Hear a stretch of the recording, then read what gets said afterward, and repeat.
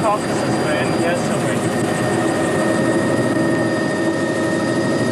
Okay, there's the mother. Now look at this. Look, they've pulled the skin to the side there. Yeah. There's just a lot of bones there and everything. Right, shall we look for a place to land? Today in Africa, a bitter war is being fought. Both man and beast are dying. And the enemies are greed, corruption, and ignorance.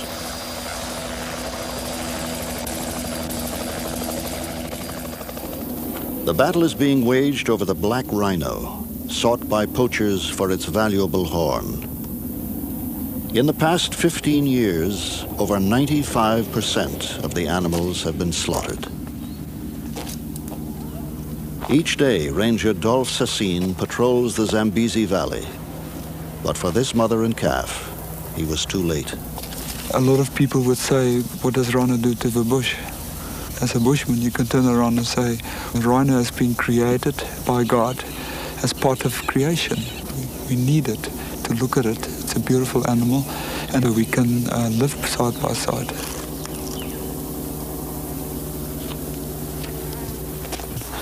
You do not want to show to your children one day how an elephant or a rhino look in a storybook. That's not what life is all about. Life is not a storybook. It's a reality.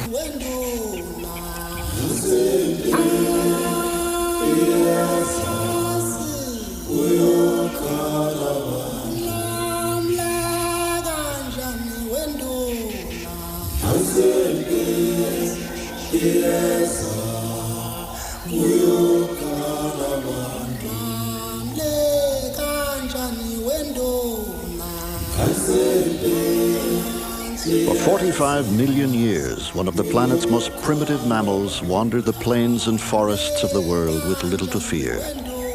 The rhino has few natural enemies, but that role has now been filled by man.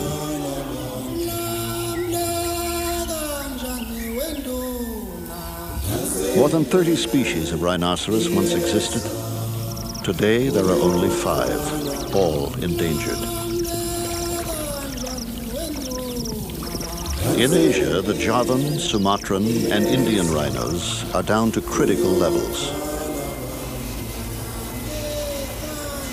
In Africa, the white rhino is somewhat more stable, closely confined in a few well-guarded South African reserves.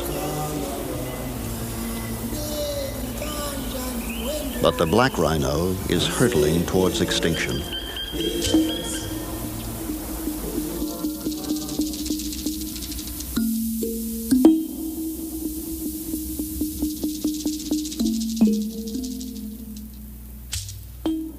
If, as we say, in the early 70s, there were 65,000 rhino on the continent, we are down to 4,500 now.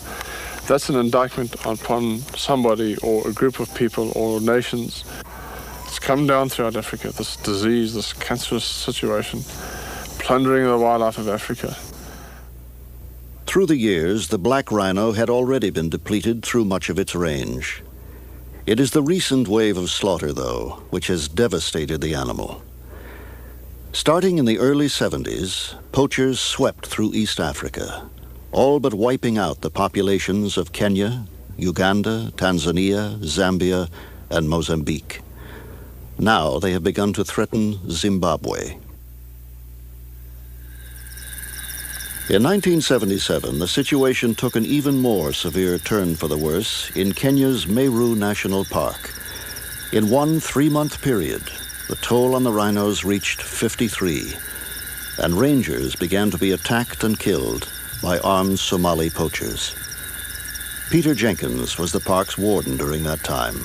When I went to the Meru Park, we had a population of black rhino between 200 and 250. And then in the late 70s, we were hit by a different type of poacher. This was the shifter poacher with his automatic. And when I left Meru in 81, the population was down to about 25. Today it's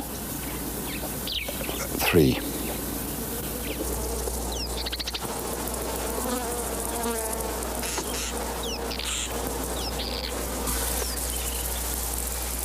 The beginning of the rhino's decline can be traced back to the mid-19th century.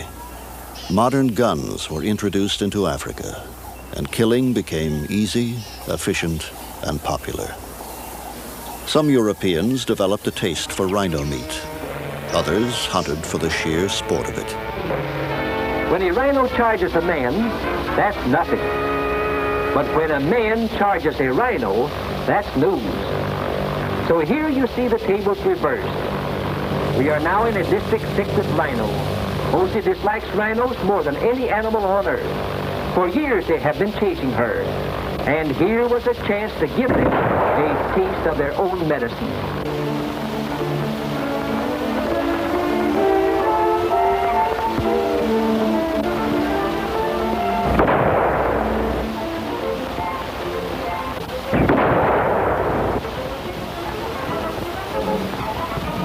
Mr. Rhino is public enemy #1 in Africa. He's afraid of nothing. If your first shot doesn't stop him, good night.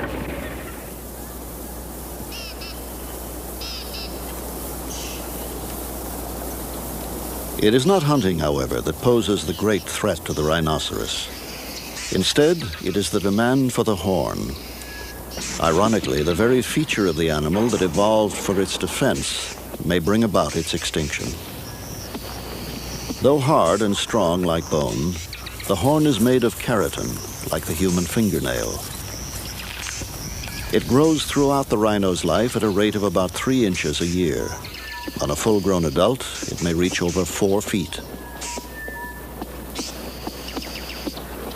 For thousands of years, rhino horn powder has been a treasured commodity in the Far East.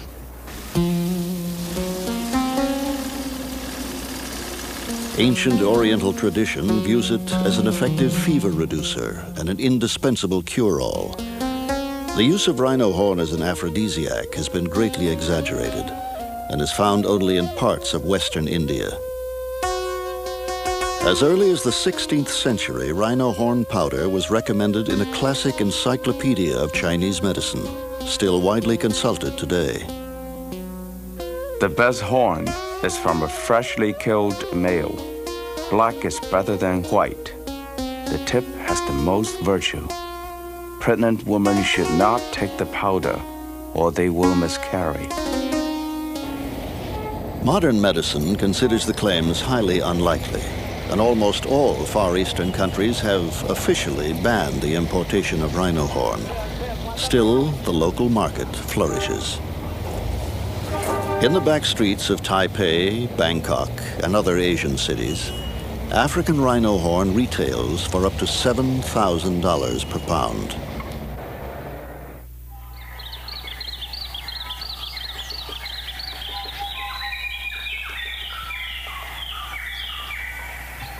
For the past decade, the export of rhino horn has been banned in most African countries, but smuggling continues, to the dismay of conservationists.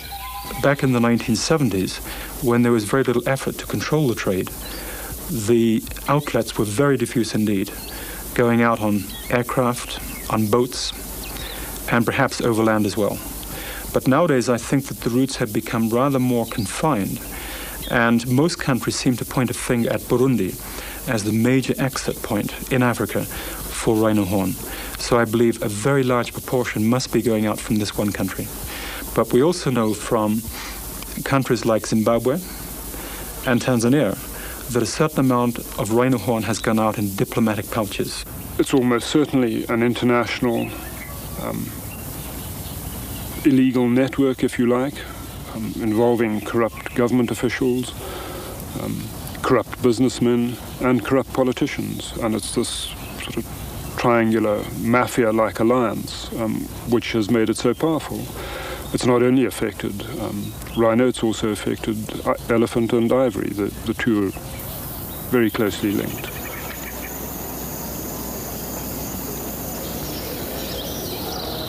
Throughout history, the port of Mombasa, Kenya, has been a center for many kinds of illegal trade. Rhino horn, leopard skins, gold, ivory. Each dealer has his specialty. This pile of ivory, taken from 500 elephants, was hidden in falsely labeled spice crates.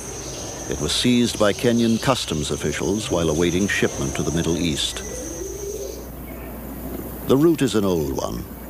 For thousands of years, Arab dhows have sailed these waters, sometimes with valuable contraband aboard.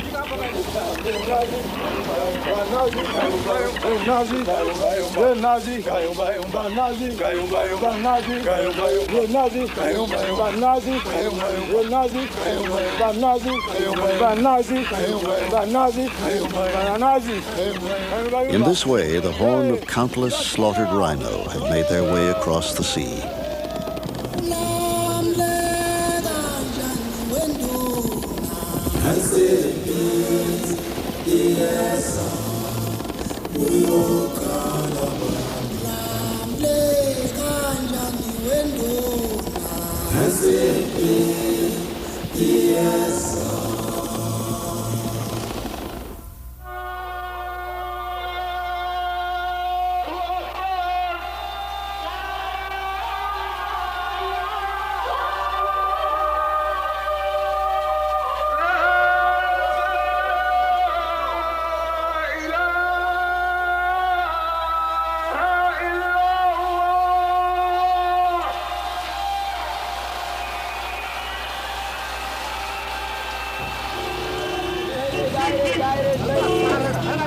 In recent years, the horn has often ended its journey in North Yemen.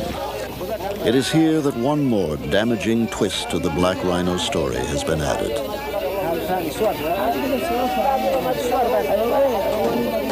The oil boom of the early 70s created lucrative work for migrant Yemeni laborers in Saudi Arabia and other Gulf states.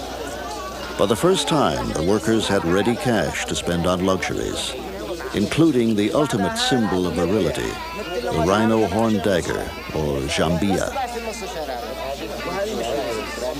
The discovery of the new threat to the rhino was made by Kenyan-based geographer Esmond Bradley Martin.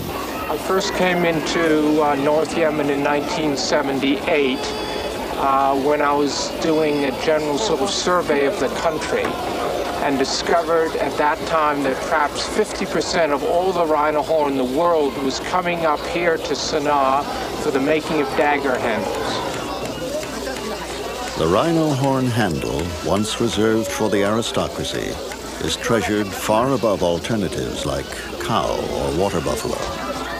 A fine antique may sell for $15,000.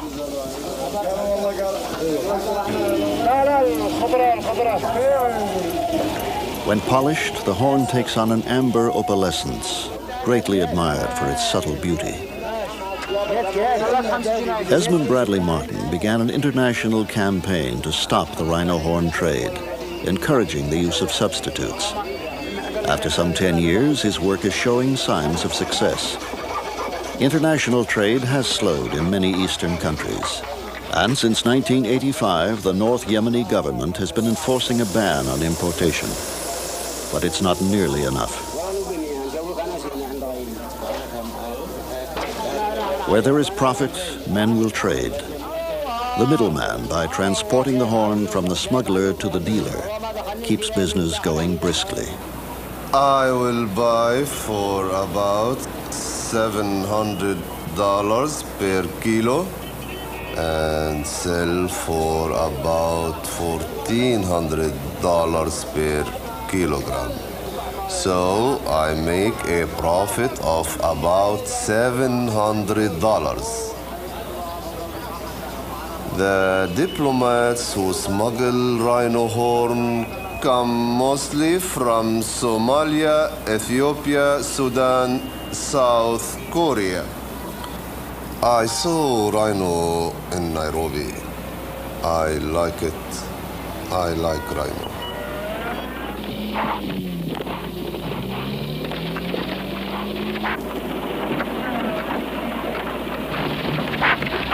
Despite the rhino's size and fierce reputation, it is sadly easy to track, find, and kill.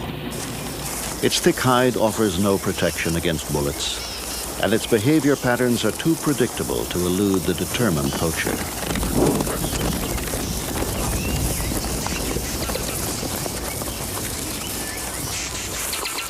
In its simple daily routine, the black rhino uses its prehensile lip to tear off the leaves of the prickly acacia bushes and other scrubby plants.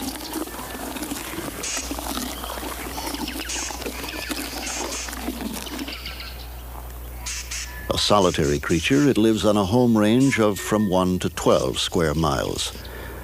The rhino's territory may overlap with another of its species, but it is persistent in marking its range. The animals spray urine or track their dung across the area and so spread their scent.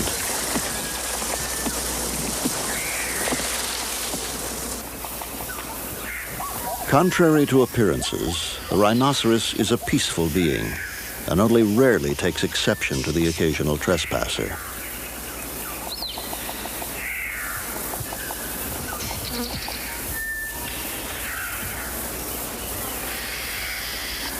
Although it can hear and smell acutely, its eyesight is poor. Help comes in the form of the oxpecker, which serves as a lookout. In Swahili, the oxpecker is known as askari wa kifaru, the rhino's policeman. When alerted by its tiny bodyguard, the rhino may panic and run. But since it is both curious and nearsighted, it may be enticed from the bush, sometimes fatally, by the human voice mimicking its call.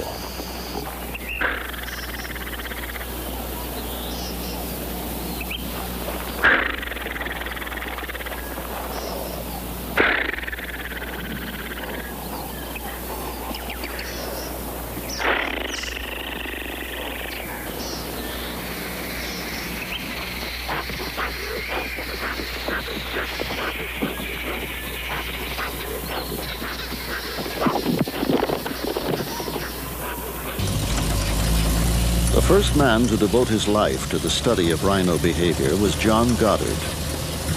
While living in Tanzania's Ngorongoro crater during the 1960s, he developed a genuine affection for his lumbering, primitive subjects.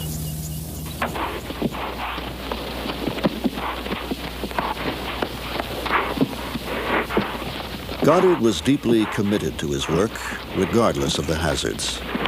Even a tranquilized rhino can be dangerous. Weighing up to 1.5 tons, an adult bull represents a serious threat.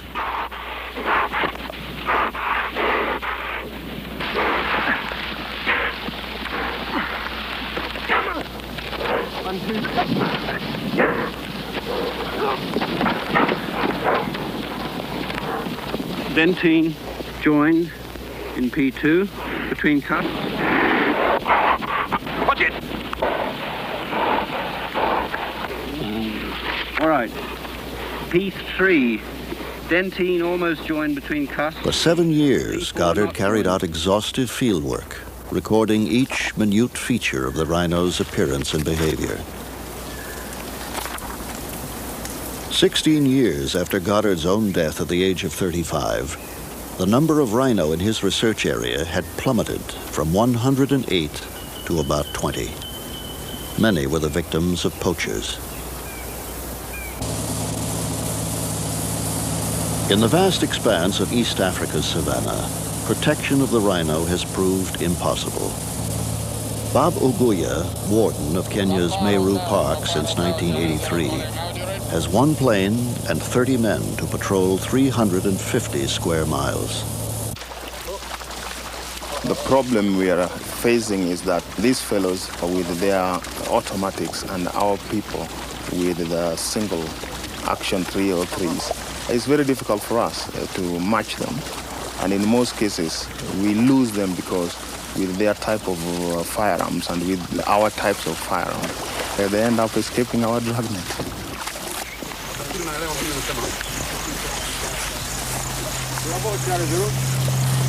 Can you tell that guy to continue down the fire up?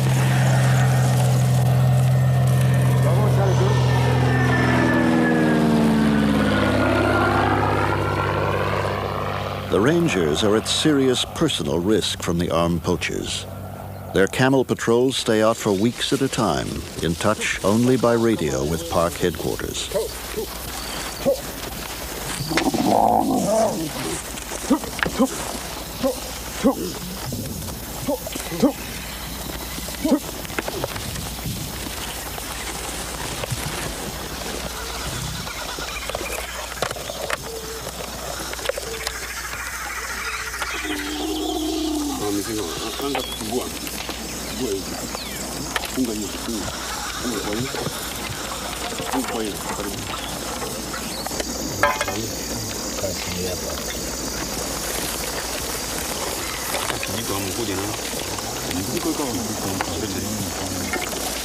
Despite the men's vulnerability and outdated equipment, they are dedicated and loyal, even in the face of tragedy. Vile tulipoteza hii sergeant yetu ilikuwa shauri. In December, we lost our sergeant to the poacher's bullets. We saw him die. Without adequate weapons, we were helpless. Too many of our men have fallen because we could not defend ourselves. If we had automatics instead of 303s, we wouldn't be losing our people.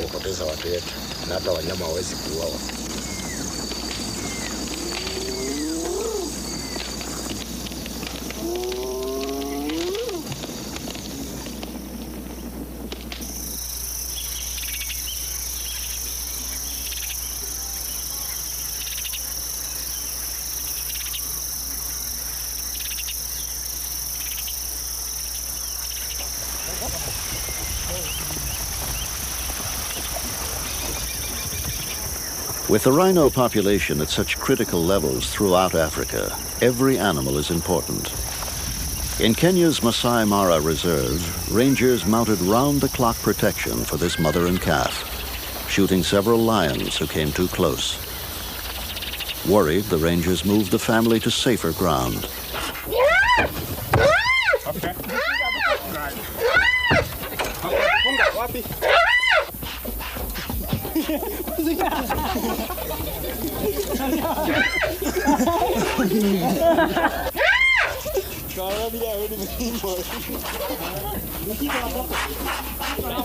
The calf was better protected, but his mother kept trying to get back to her old territory, leaving her baby open to attack. The lions seized their chance. After the incident, the rangers turned to Daphne Sheldrick, who raises wounded and orphaned animals. On one of the occasions that she was away, the lions got in and they caught him and actually made a real mess of him. Fortunately, they were young lions and they weren't very experienced, but they certainly chewed him up very, very badly, and he was dumped on my doorstep, more dead than alive. I must say he's a fantastically plucky little rhino. In fact, his mother's a very placid, dozy old cow, so I expect this has made him have to be slightly more alert. The first thing we had to do, of course, was get a friend, because he'd been through tremendous trauma, so we got the sheep. They've been good friends ever since, and wherever Sam goes, so the sheep follows, and they play together and wander around together, and he'll just grow up here until he's weaned off milk, and then we'll have to send him somewhere to be a wild rhino.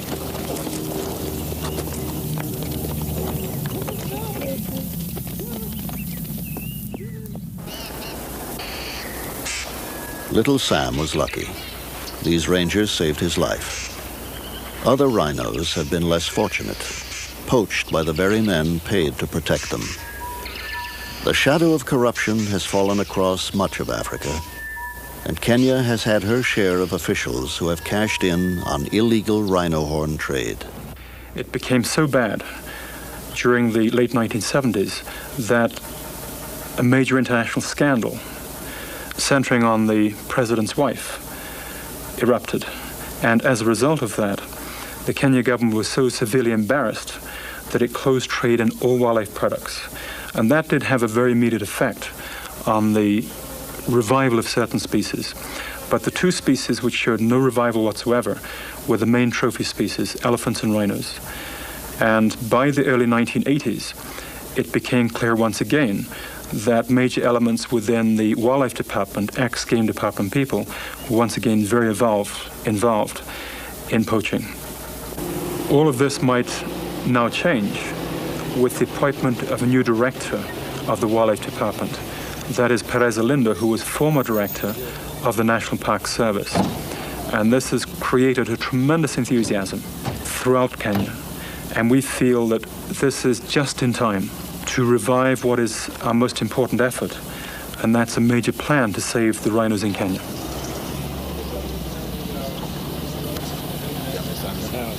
The problem of human beings is everywhere. We have found people who are colluding with criminal elements. They have been prosecuted. They have been imprisoned. And I'm afraid that I cannot and I will not compromise with or collude with people who are out to do things that will harm conservation and wildlife in this country. We cannot compromise with sin, I'm afraid. The sin is not always hard to understand. Within the poverty-stricken rural communities of Africa, there is a powerful incentive to poach. A family may be lucky to earn $20 a month. Each member of a rhino poaching gang may earn $100 or $200 per raid, a year's income. Although the big money is made by the middlemen, dealers, and corrupt officials, the pay is bountiful by local standards.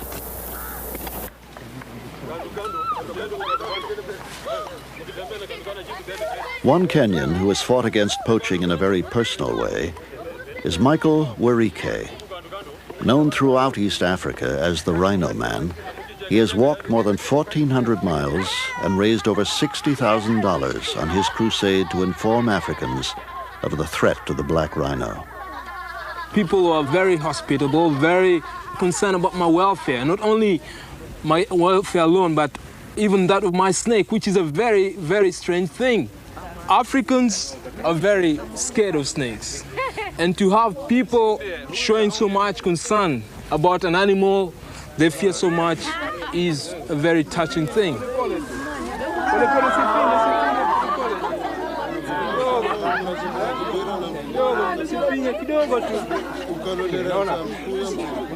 The local people are just as concerned about the wildlife, about the environment, just like any other people.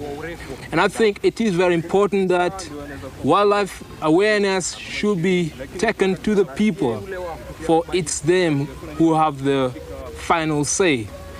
And they are ready to cooperate, provided that they're given the right information, the right encouragement.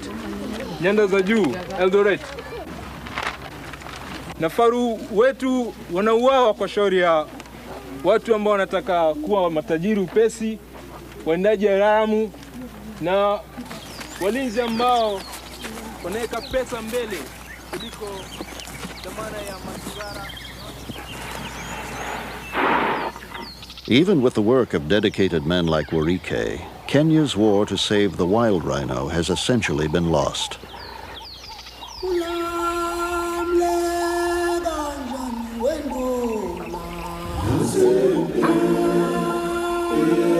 Now, its best hope for salvation may be the fenced sanctuary. Although critics view them as glorified zoos, they are far easier to manage than the huge reserves. In some cases, it is private citizens who have taken up the cause.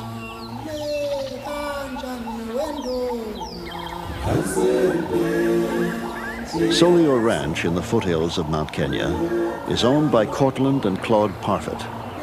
In 1970, using their own funds, they encircled 15,000 acres with a high-cost, specially designed fence, creating a haven for Africa's embattled wildlife.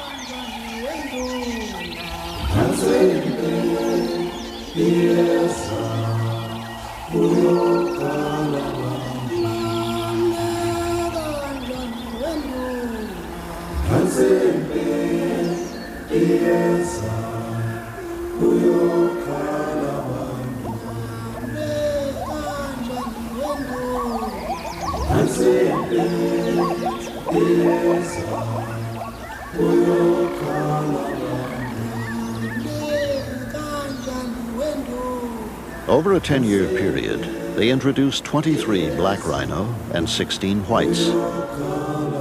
Protected, the animals thrived. In less than 20 years, the number of black rhino had quadrupled. Now Solio had a most unusual problem: overpopulation. The Parfits gave 15 of the black rhino to the Kenyan government's first enclosed sanctuary at Nakuru National Park. Transporting the animals to their new home is a huge undertaking. The selected rhino are located from the air.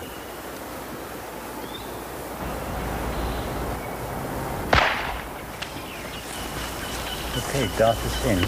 Keep it in sight. It's running south.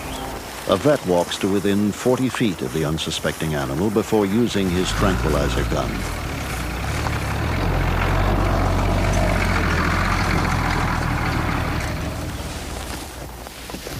A new fast-acting drug brings the rhinoceros down in minutes. But great care must be taken to prevent it from injuring itself. A second injection of antibiotics prevents infection in the dart gun wound. Okay, watch your haze. This is Jerry Butena.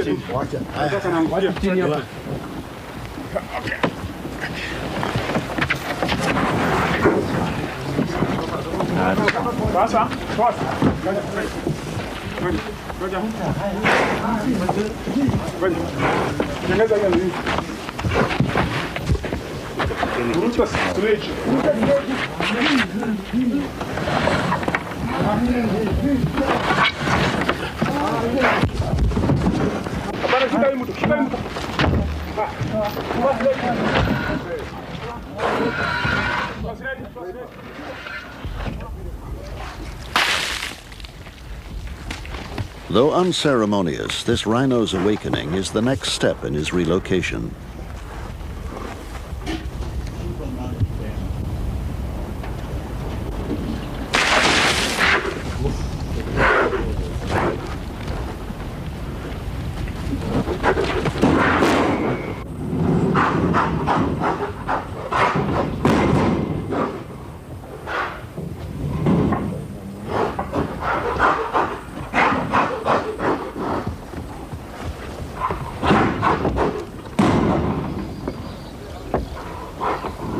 The animals are kept in holding pens for about 2 weeks to overcome the stress of capture.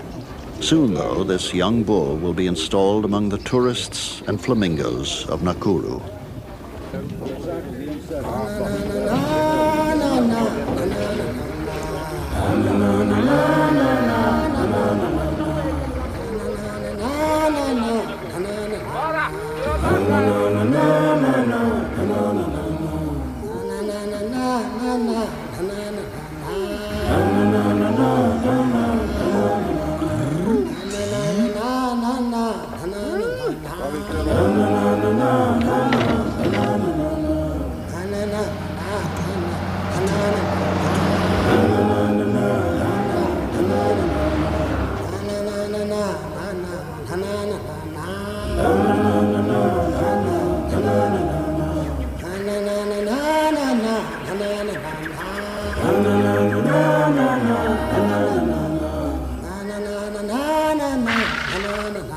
It has been a long and difficult journey for him, but it is here that he can do the most to help save his species.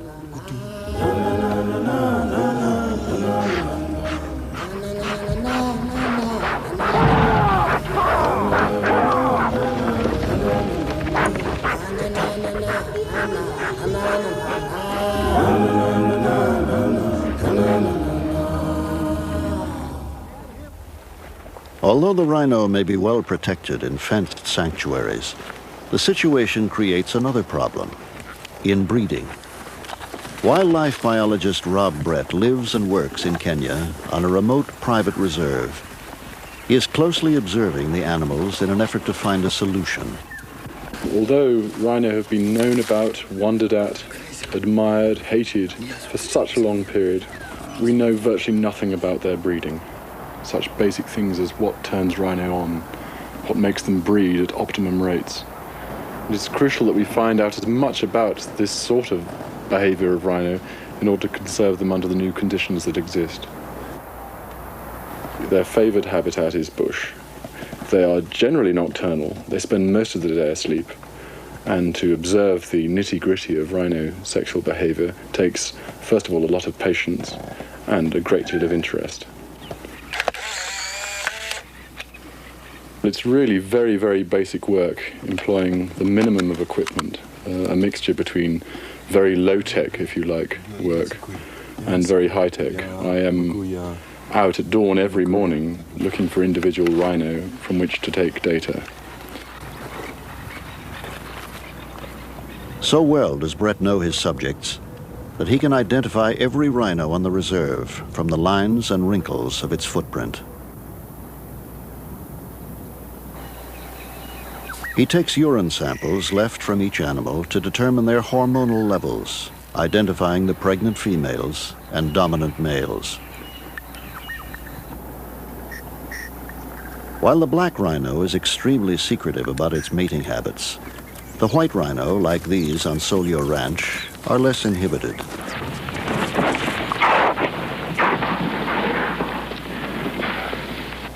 This dominant male has asserted his influence and now begins his courtship, which may last for many days. He approaches the female and rests his head on her rump.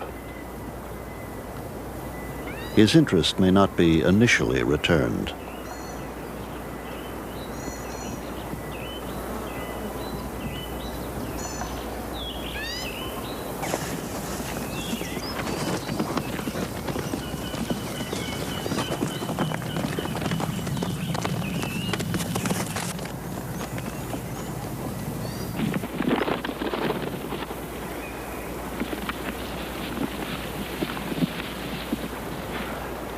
But his persistence eventually pays off, and mating occurs, sometimes lasting over an hour.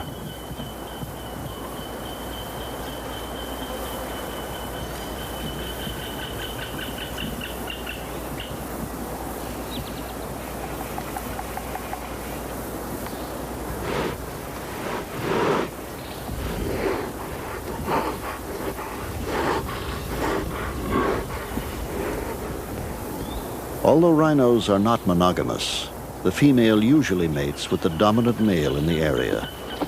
Afterwards, the pair go their separate ways. If impregnated, the female will not give birth for approximately 16 to 18 months, delivering only one calf at a time.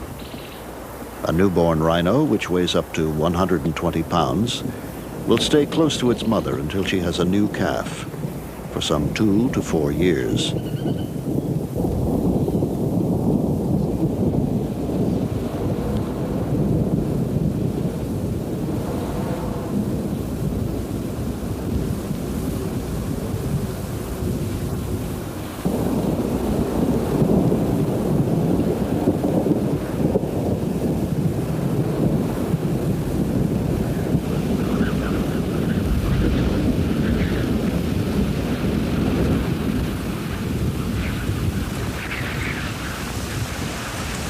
The rhinoceros, slow to reproduce and quick to die, faces an uphill struggle. In the wild, there are so few left that some never find a suitable mate.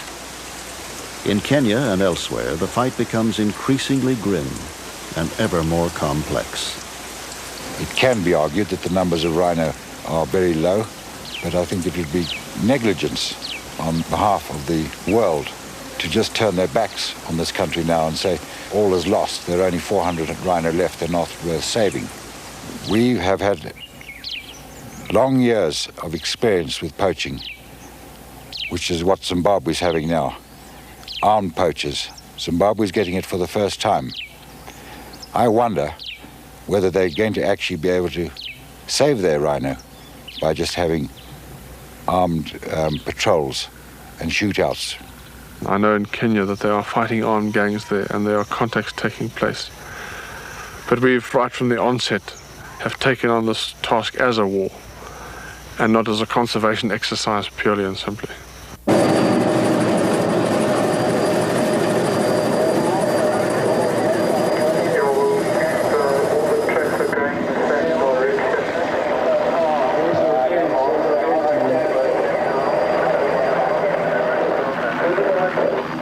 Can you stay out of the air? We've got a contact and guys are on follow-up.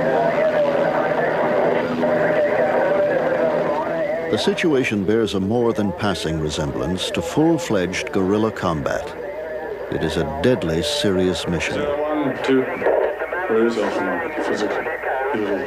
Glenn Tatham commands Operation Stronghold from a camp on the Zambezi River in Zimbabwe, where he protects the last large wild rhino population left in the world. The project involved moving 250 rhino, 1/3 of the valley's population, to safer ground. The fight to protect the rest is a desperate one. See if they can get water. Rangers live year-round in camp with their families, who realize that some of the men may die in armed conflict. What we're doing here is fight the poachers. Every day that a group of poachers are in here, they are potentially able to kill 2 or 3 or maybe even 4 rhino. One group killed 6 rhino one morning here in the Zambezi Valley. To our north is Zambia, and these poachers are crossing from there to here. The river is the international boundary, but there's no barrier such. There's 2 border posts on the section of the river. We cannot cover 150 miles of river frontage here every day of the year. It's an impossibility. You'd need more than a division of men to do that. Even then, because of the bush warfare that we're fighting, it's an impossibility.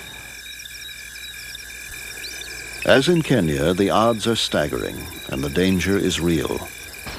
Operation Stronghold has just 100 men to patrol more than 7,500 square miles. Many of the Rangers are veterans from opposite sides of Zimbabwe's war of independence, now fighting together against a common enemy. Facing heavily armed Zambian-based poachers, the Rangers shoot to kill with the government's consent.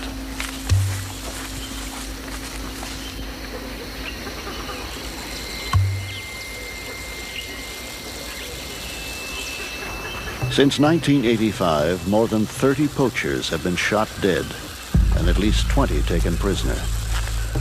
In the same period, some 330 rhino have died.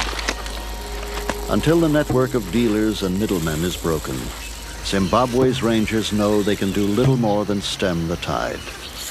Privately, many wonder how long it can go on. We've got people here who've been in the bush for 2 years. They go out for 20 days in a month. They occasionally have success. But it's very, very demanding on them physically. It's demanding on their families. It's demanding on their well-being. They're buoyed up with enthusiasm every time you have a successful contact, and perhaps this is a good enough reason to have a contact, is to boost enthusiasm, if no other reason. One poacher killed and you've captured, you've recovered one, and what direction is the other poacher running to over? Roger, no problem. As soon as the chopper arrives, we will get it to yours and then you can fly. Okay, so the big thing is now to get hold of Alistair. If he's going to be on the ground for too long, I'll have to go and fly over him and pick him up. I mean, go and alert him. All right. One down, one running.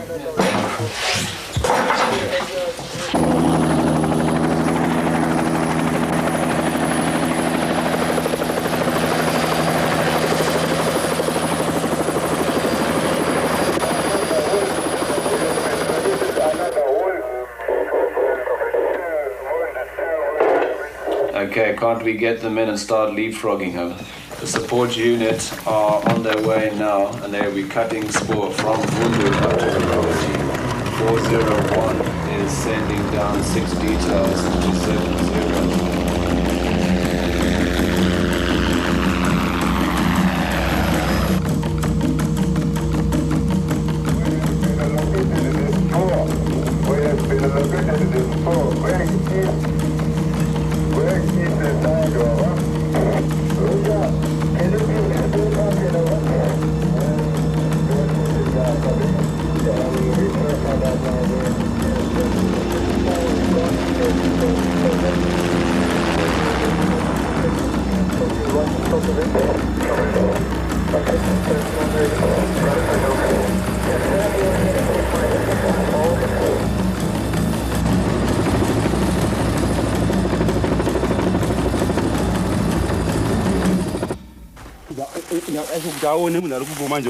kubarwa futi dzimwe futi aiti 5 shots one time uyu manje wada kutiza achibva achaya mwankumana futi 5 shots manje ukuruka manje kwachibvadi achibvaridzawo 4 shots dzi-AK kumvura manje kuya mvura manje manje mocha anga achigeza abva asiya bhuti ipapo papo mainonga changa tozo ita zinonga inezigugu zose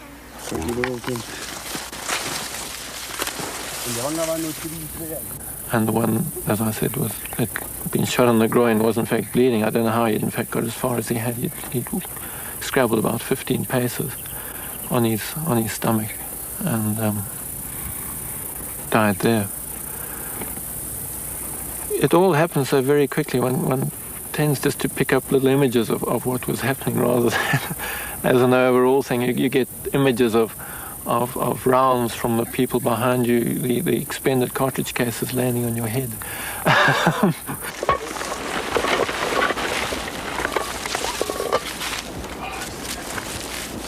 The gang had killed 4 rhino in as many days.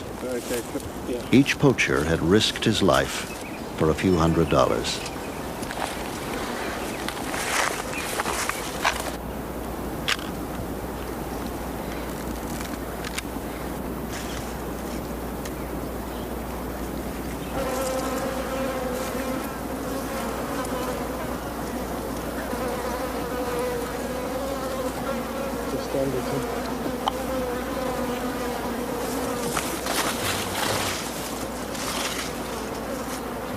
The rangers know that Zimbabwe is the last stand for the wild black rhino. Still, the dilemma they face is a terrible one.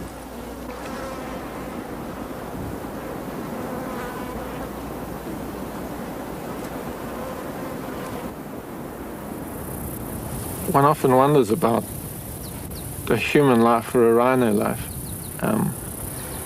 And at this stage, it's a human life for about 20 rhino lives. The morality is perhaps secondary to the fact that there doesn't seem to be any other way in which we can in fact stop these blokes from getting away and getting back. A group of poachers will come into the country. They'll start killing rhinos. We've got to react to that. And one must never forget the central objective of this whole exercise, this whole operation, is save the rhino. We are not manhunters. We're not mercenaries. We are here as conservationists. But desperate situations require desperate measures. No, there's no joy in killing people. But it's a job. And quite obviously we're just pawns on either side for men who are just exploiting people to make himself rich.